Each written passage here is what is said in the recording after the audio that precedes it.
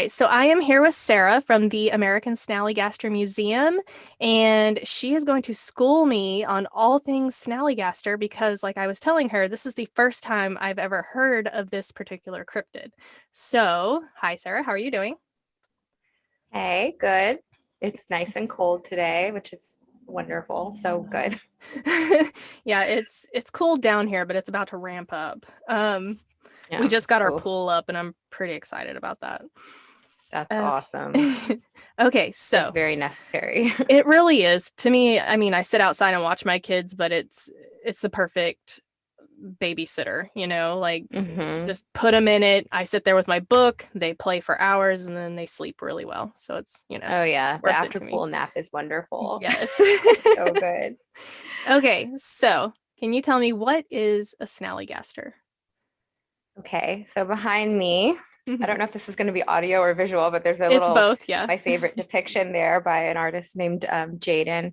So that snallygaster there is a pretty good representation. It is described as a giant dragon Hmm. with a head of a bird.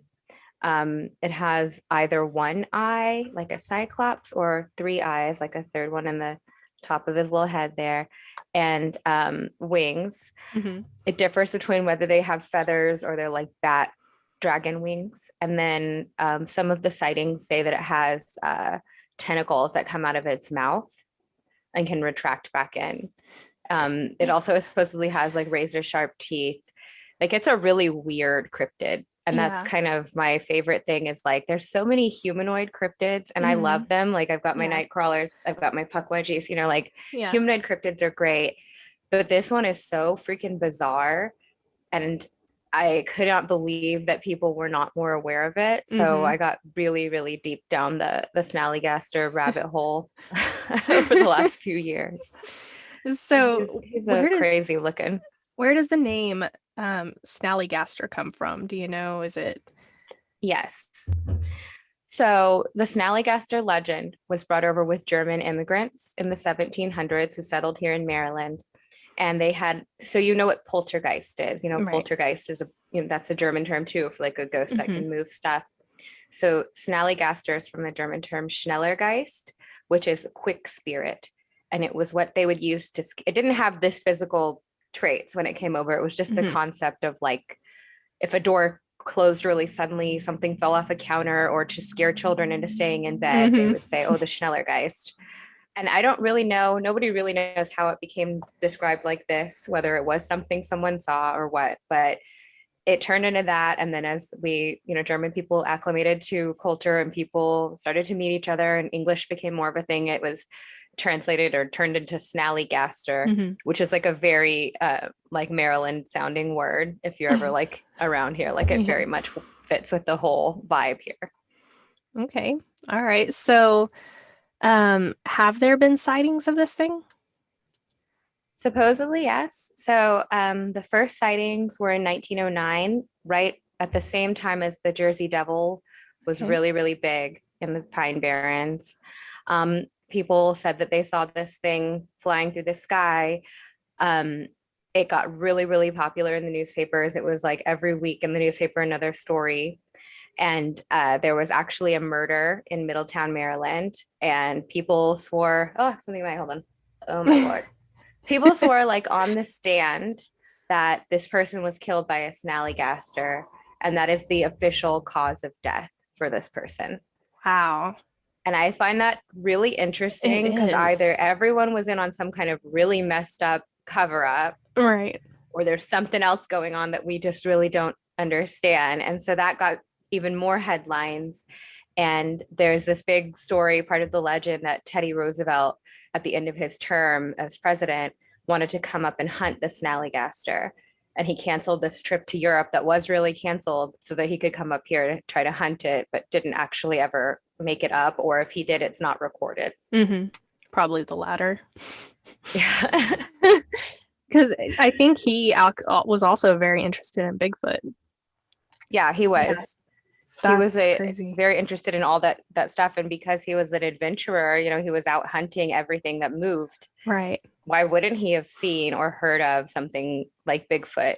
Yeah. If you're Yeah. out in the woods all the time, like it seems pretty reasonable that these things become very real.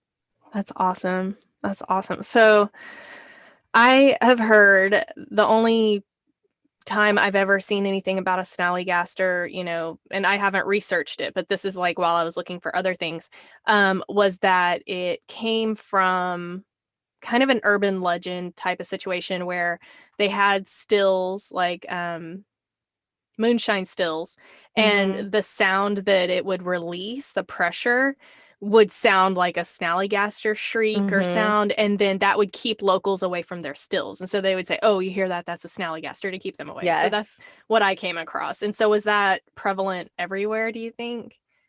Or Oh, did it that was lend to the legend? especially, I think it was prevalent, especially in Western Maryland. There's all kinds of stuff out on South Mountain. There were moonshine outfits and all that everywhere, big stills. And that was a big part of it. And whether, it's completely BS or maybe at one time there was something, it's hard to say. Hmm. But that was the second big Snallygaster sighting flap in the 30s was during Prohibition, and it would make total sense that you'd want to scare people out of Right. trying to find your Yeah. setup. And that's how the Snallygaster died. Supposedly, was he was smelling the moonshine and he became overwhelmed and like dove down Oh, into this big vat of like mash. Like I don't really understand how moonshine's made, but I think it's yeah. like a big corn thing, like you boil it, or I don't really know.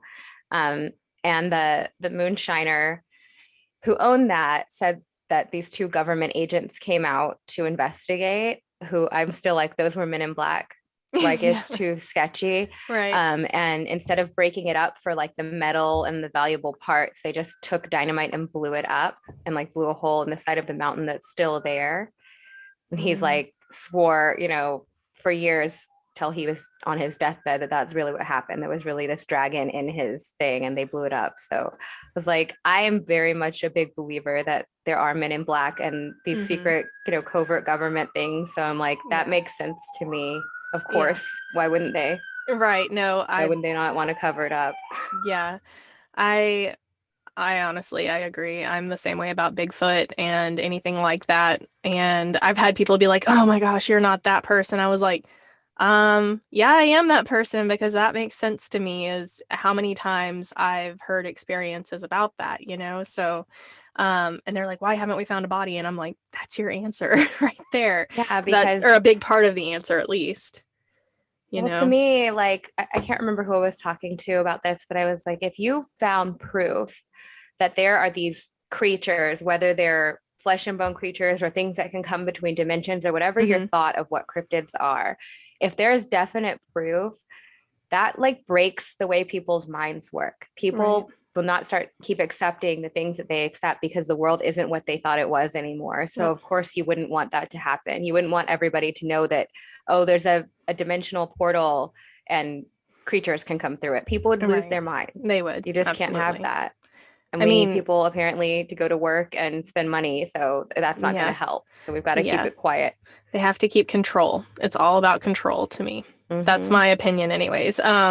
Because if you look at the UFO phenomena, it was like, you know, made fun of in the media for years, and then slowly it's like there were more and more and more, and then recently it was just like it was like they put it out there and it wasn't made fun of, and then all of a sudden UFOs are real. And it's Yeah. Now we like have they disclosure and news yeah, stories and stuff. yes. It's like they Yeah. conditioned us to be okay with it and accept it and didn't make fun of it and block it. And then all of a sudden, okay, they're real. Here you go. And it's like, I'm waiting for them to do the same with Bigfoot. Just start, Oh, I'm this. sure. Yeah. I'm sure. As soon as they find some way to capitalize on it or turn it into a weapon, Oh, it will for sure. be, Yeah. oh, this has just always been there. What do you mean? Yeah. Like, Yeah. of Like, course. it's fine that we made fun of everybody and, covered it up.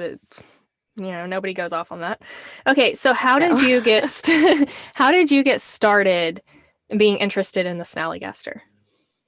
So I've always been into cryptids, aliens, anything paranormal, anything like especially high strangeness that doesn't fit into Hmm. any kind of category. I just love that whole idea. Right. Um, like since I was a kid, I've just been crazy about it. My first love was Bat Boy, and it just went from there. And Sorry. So I was working, I was in my third trimester of pregnancy when the state of emergency happened and Hmm. COVID really, hit the US. Right. Yeah. And I was so scared and stressed out. And I had like very limited access to PPE and just like everything was really, really scary. I'm sure you Yeah. remember Yeah. you It were makes there me too. anxious just even like thinking about that because like Yep. our nurses were, like you said, they had one mask that they had to use for an entire week with multiple patients, multiple patients, which is so terrifying. And then like people in the administrative offices, we didn't get masks at all.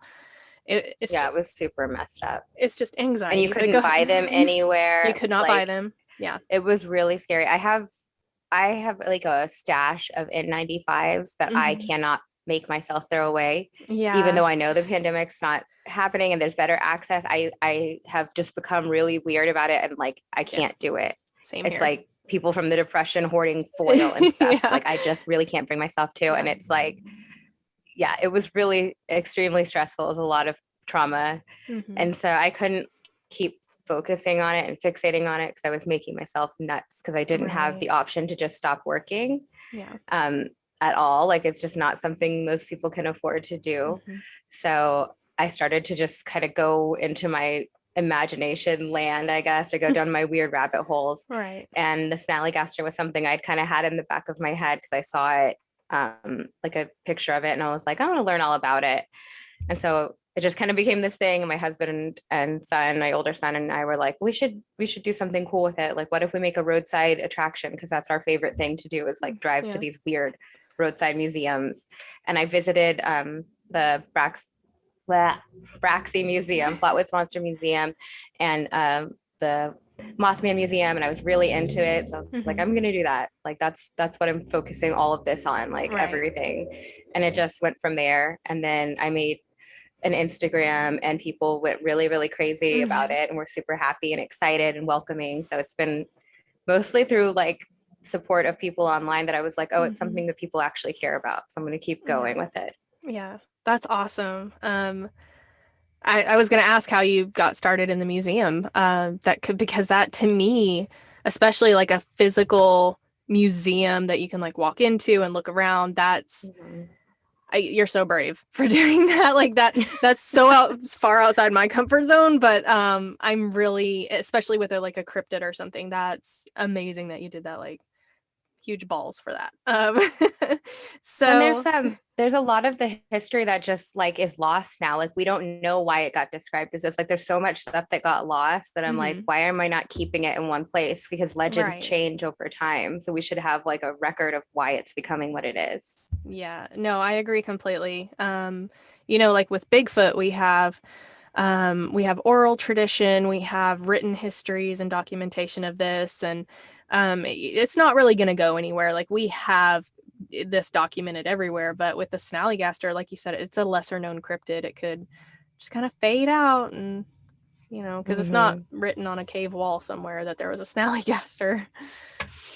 No, I mean, there's like the newspaper articles, but then nobody even really like when I bring those to events and have my exhibit with all the articles, people are like, holy shit, like they Yeah, can't believe it because how is this in the newspaper and I've never heard about it? Like it's really wild. that's And even awesome. the town I was in last week doing an exhibit has murals of the Snallygaster on all these buildings throughout their downtown. And Right. people were like, what is that? I always see it and I didn't know what it was. I was like, that's nuts. This is our That's, state thing. Like yeah.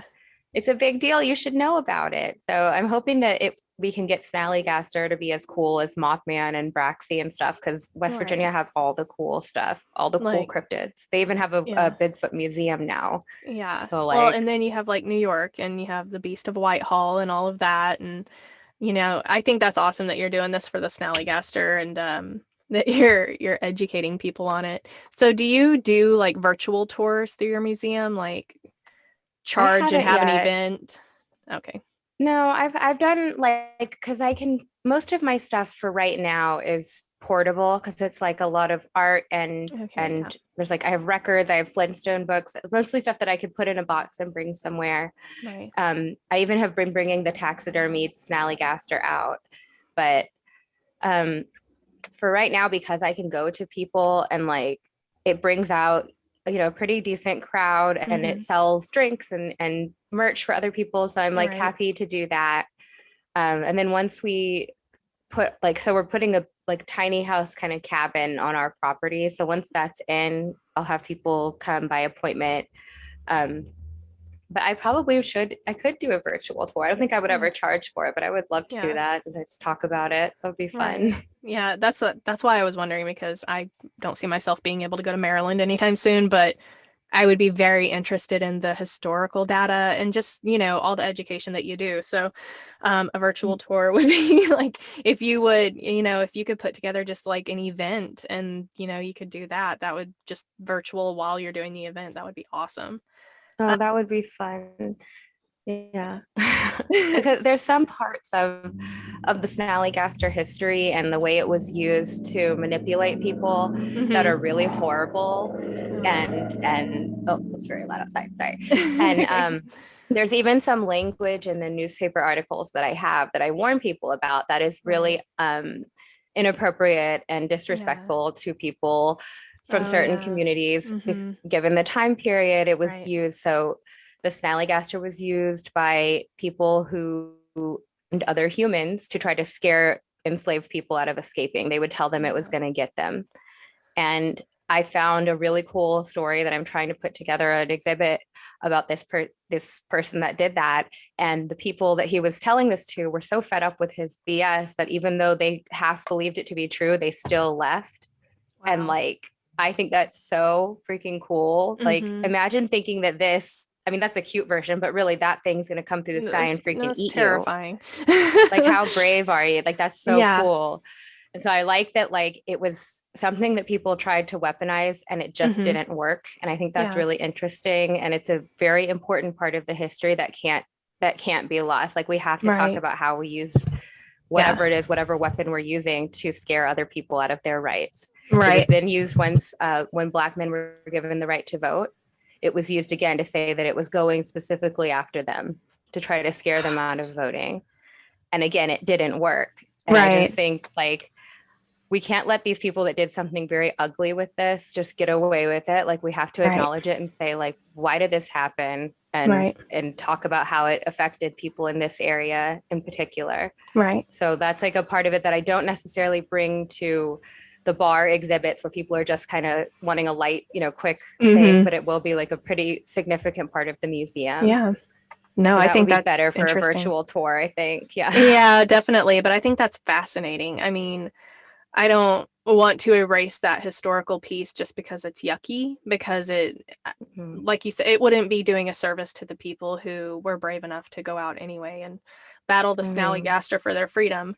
Um, that's very fascinating. I mean, I'm just wondering how much of that happened throughout the United States with other cryptids. I would be very interested to Mhm. know that piece of information. Yeah, especially the lumberjack stories of all the things that are in the woods. Mm-hmm. I wonder, there has to be some kind of study of, if we look at the routes people took to escape on the Underground Railroad, what cryptids were people saying were in there that were going to Yeah. get them? Yeah. And how was that used? Because it's definitely part of our history that isn't looked into a whole lot. That's the truth. I think that's very interesting. I would love to have somebody follow up on that. Um, Hmm. I'm trying to think, because there's so many people that would be so good at this. That's an Yeah, idea. That's an idea to follow right there for sure. yeah, definitely. So where can we find um the Snallygaster Museum, on Instagram, and where can we find you, and how Mhm. can people support your museum? Awesome. Yay. So I have a website, snallygastermuseum.com. Okay. Um, and that has links to everything. But Instagram, for me, it's so much easier to find people and deal with Instagram than anything else. So Right, yeah. on Instagram, we're American Snallygaster Museum. And I think we're Snallygaster Museum on TikTok and on Facebook as well. Okay. The TikTok is not happening right now. I just haven't had any content to post on there. Yeah. So I apologize, because it's mostly just me packing up merch and stuff. Because I'm I don't have anything set up to show yet. So I should Yeah. probably do something with that. I But get it. mostly on I get it. Instagram is where I do most of the stuff and post Yeah. things. I haven't posted, like I was saying, the more um, upsetting stuff, Yeah. because I don't want to I don't want to like have that be something that someone scrolls through without a warning because it can be really like Right. ugly stuff to see. Yeah, So I'm like, that's triggering. something that I'm like, I want to let you know what we're going to talk about beforehand before Yes. just blasting these words in your face because Yeah. I would be pretty annoyed if someone did that to me. So Yeah, trigger warning. Plus, you know, your yeah, content can get you can get restrictions put on you for that. And so yes, definitely keep that to like a okay, we're about to talk about this. If you don't like it, leave type of situation. yeah, Um, exactly. but I think that's awesome. Okay, so all those places you can find you and ways to support you. Um, I haven't gotten my nonprofit status yet. So I Okay. did like one Kickstarter for like something for displaying, but I don't really have any way to do that other than like if you like my shirts and stuff on Etsy, you Yeah, know, there you go. on Yeah. Etsy, I think I'm Snallygaster Studios, and that's where I have the like the cups that I make and shirts and shorts and that. So if you like something on there and buy it, that's awesome. This is the one you sent me that I love Yay. so much. I love that you did a They're Bigfoot. It's so my favorite cute. thing. I literally use this cup every day. It's my favorite thing. Um, It's my favorite. I bring one to work that I did like in the Loch Ness monster on it. yeah. People are like, what's wrong with you? Like, what is that? And I'm like, you don't get it. I had to look, like there was one of them. I can't remember which one I had to look. I couldn't remember what it was called. I think it's no, because that's the jackalope. I think it was the jackalope, but it looked like a deer. One of them looked like a deer, and I was like, "What's the Yeah. deer with horns?" I I know I Oh God. I could be, I guess, like a Wendigo. I don't know, but I was looking at it. I'm Because this one's definitely the jack. Okay, let's see if you can hold on. Focus. That's the yeah, jackalope. that's definitely the jackalope. But this version of it is like more stretched out, and I thought it was a deer at Oh yeah, first. where he's like way bigger. And That's a scary jackalope. That's I was evil like, jackalope. it's a deeralope. I don't know what this is. Like, yeah, it was and then yeah, and then the Fresno night crawlers. I That's love that so you put those on funny. there. I love it. It's my They're favorite my cup. favorite. They're It's so cute. yeah, it's I Yay, love I'm so this one glad. and then all the stuff I got from that giveaway. I'm stoked because I have plenty of Bigfoot stuff, but I don't have a lot of other cryptid stuff, so I'm really excited. Hmm. Um okay, so you can buy your merch to support you, which is awesome, and eventually hopefully, you know, they can make donations or something to the museum or, you know, anything like that. Hmm. Okay. And like you know, you won our Cryptids for a Cause giveaway. Mhm. So we do that every month to support a different cause. And last month or this month, we just finished it, but it was Beagle Freedom Project. We pick Yeah. like a each person like creator who participates in it gets to pick a cause for the month. Yeah. And we tend to do stuff that like focuses on like animal rescue and rehabilitation and things like that. So Yeah. I don't know what next month's going to be because they haven't picked yet. But if you enter that and you know just spread awareness or donate if you can to whatever Yes. the cause is, that's always awesome. Yeah, and so you can find So yeah. those giveaways on Cryptid Comforts Instagram. I know everybody else shares Mhm. it, but that's where I've always found it is on Cryptid Comforts, Yeah, she's the they first one. and they have like all the information. But yeah, I thought that was just awesome, and how like especially for me, mental health awareness is a big deal for me, and so the bunnies, the peace bunnies, and they're like Oh, um, they were so sweet. they're so sweet. And I just thought that was really awesome because I guess I've never seen a bunny as a therapy animal. So I thought that was Hmm. really interesting. Okay. So I wanted to kind of talk to you because this is a little passion of mine is the next generation. So do you do any like kid specific presentations or any projects like that? I did my first one last week in Sykesville. They had me set up in like the junior area of the market. And I did like little, I gave little toy dragons away and I talked to Hmm. them just about, you know, most, I try to keep it very light and Yeah. try not to bring out the really scary stuff. I showed them the cuter Snallygaster and talk about Hmm. Maryland history and other monsters that are supposed to be here in Maryland and what they think about them. And, just kind of keep it very cutesy and light for them. And they really Yeah. love that stuff. Like That's kids go awesome. crazy for dragons. And I was Yeah. reading Mothman Learns the ABCs Yes. book that Danner and Mike made. It so cute. Hmm. And hopefully Creature Kids books, which are coming out soon, I'll be doing those. Oh, And I'm awesome. currently working on, so our local Historical Society Museum here in Frederick, their children's section is called the Snallygasters Emporium, and it's all really cute Snallygaster themed. And I'm trying to get Yeah. as many cryptid children's books as I can stocked in that library so that Mm-hmm. the kids, like, it can be more cryptid themed. I think that's a Right. really fun way to get kids interested. Yeah. But we're still like working on the COVID slowly opening up kind Yeah. of thing. So it's like it's a little bit tough, but I'm really hoping that with all the really amazing kids content coming out, that like local museums like me, like Mothman, and everyone else can start doing stuff to get the kids excited about this kind of thing, because it's Right. really fun and it's a good escape from real life sometimes. It is. It is. I love that. I love to hear that. Because I know, I've done so many interviews with so many different cryptozoologists and Bigfoot researchers, and like half of them probably, when I say, "How did you get started in this?" They're like, "I found this book in the library and it was so awesome. It had cryptids and monsters," and then they just Mhm. went from there, and it fostered within them until they got older, and I love that. So what you're doing with that is amazing. And I can't wait to see like where you take it with the books. That's amazing. Yeah, I'm hoping that it works out, because I think it's really fun. And I also feel like cryptids, like we've done some discussion on this on our clubhouse, but like the LGBTQ plus community Hmm. connects with cryptids in such a cool way.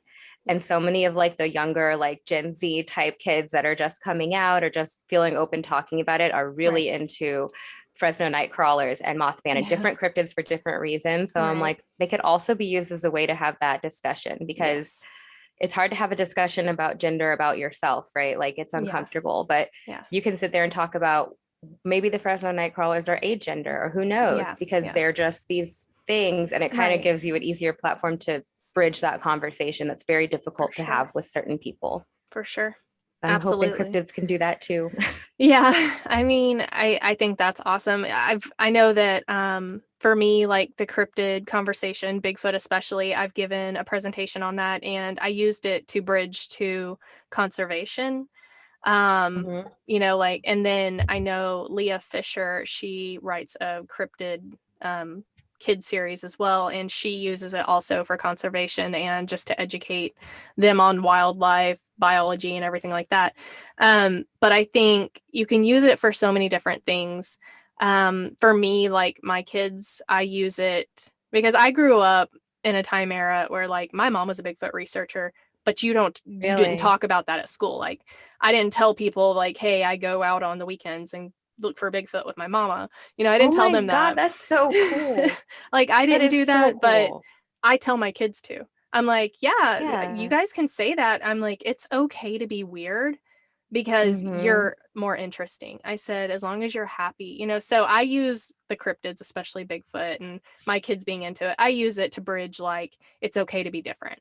And I want them It to is. feel okay to be Yes. different, not like they have to be like everyone else to be accepted. Like I try to tell them, like if you're weird and someone wants to be your friend, like that person is real, that person is authentic, and Hmm. that's going to be a good friend for you. That's kind of how I broach it. So, I yeah, think that's cryptids awesome. can be used for anything. You are right. Oh, I use cryptids, UFOs, any kind of weird paranormal thing. Because like we have a lot of psych patients in our ER, like Hmm. especially lately, the volume is outrageous. People are really struggling with losing their jobs, losing their Yeah. insurance, the mental health stuff, the trauma that went with COVID, losing family members. I mean, so much. And people come in a really bad place. Sometimes they haven't been able to afford their meds and they're Yeah. manic, or, so, just so many things. Right. And sometimes they don't want to freaking talk to you about what's going on. They're just Yeah. like so upset. And so one of my icebreakers that I'll use if the patient is, in an okay place, like not going to Yeah. attack, is I'm like, have you ever seen a UFO? And almost everybody has a story. Yeah. I Like love they'll that. start telling me something, oh, I saw this or this. And I'm like, and it's such an easy thing. It's so removed from the Yeah. situation that's currently happening. And Right. I feel like it's a really handy thing. And they're like, you're weird. Like I have patients tell me I'm weird all the time. And I'm Yeah. like, I know. Yeah. Like they're like, I like you. Yeah. You're weird. I'm like, good. I'm like, I'm okay with that. I would rather be weird Yep. than normal. That's what I always tell Yes. people. I was the Bigfoot girl where I worked. I like people would be like, okay, go around the table and say something interesting about yourself, and I'm like, okay, I have two kids and whatever, and everyone would stop. All my coworkers would be like, no, tell them what you do though. Tell them what you Yeah, do. tell them She about has the a weird radio stuff. show on Bigfoot. They just loved it. They loved that I was like the token weird girl. And I was like, oh, I'm okay with that, I guess. Oh yeah, it's wonderful. My But weird thing is always, oh, one year I decided to travel to Iceland to go to elf school, and I have like a diploma from the Icelandic elf studies that's that like so is framed in awesome. my house with my like two college degrees. I'm like, and this is my elf school. Like I have like a degree Yeah, in Icelandic folk studies and blah blah blah. I'm that like, is it's super awesome. weird, but it was so cool. Okay, well, It was I'm like amazing, and really impressed. Like, I think I that's fully believe in awesome. the Hilder folk. They're real. Like Yes. they're very real. They make government policies around them type of Yeah. real. I'm like, no, I don't mess with them. Yeah. Mm-mm, Yeah. not the Okay, Fae. so Not for me. that's I'm sorry. I'm like super impressed right now. Okay, so like little known facts about you that I did not expect to ask on my little card. Um okay, so like okay, we're going off topic. What did that consist of? Did you have to take like language studies on it and stuff, like their No, language? the man who teaches it speaks English beautifully. He Mhm. is a treasure. Like Mhm. I'm in love with him. He's so sweet. So him and his husband run this elf school slash paranormal research center out of Right. Reykjavik. And they have twin daughters that they adopted who are so cute. Oh my gosh, And that's they awesome. basically do like a really intensive 2-day course on Icelandic history, Mhm. like Viking history, Christianity coming in, and all this different stuff. And then they tie in some biblical history into what the Hilderfolk are, what they might Mhm. be. And I have like a really cool little book about them, but there's all these stories of them helping people who are sick and helping women who are like in dire need giving birth, and then like people Mhm. helping them back. And it's super, super interesting. And thank God I didn't have to learn Icelandic because I would not have been Or able to do even that. just the language of what you were studying, I guess, is where I Oh was going yeah. I with mean, it. I learned like Hilderfolk and Yeah. like Edda and stuff like that. Trying to think of what else. It was like I did this in 2016 and it's like Hmm. not even in my brain anymore. Yeah, of course. Yeah. But there's like some difference between Hilderfolk and elves and fairies and leprechauns and gnomes and brownies, and like we kind of go into the Yeah. differences between them. And to me, I thought the Hilderfolk really sound like aliens. They really sound like tall Nordics that just kind of Hmm. slip into reality and slip back out Yeah. more than anything else. But I mean, I'm very scared of them. I never want to see one. I'm very, very scared of them. Okay. Like any kind of fairy, like I'm very freaked out by them. So Yeah. I like to learn about them, but if I met one, I'd probably cry. Like it's too dangerous. I would not mess Yeah, with them. there's just so many I had orbs in my closet. It would like every time I would record on Zoom after, for however long, I would have these orbs.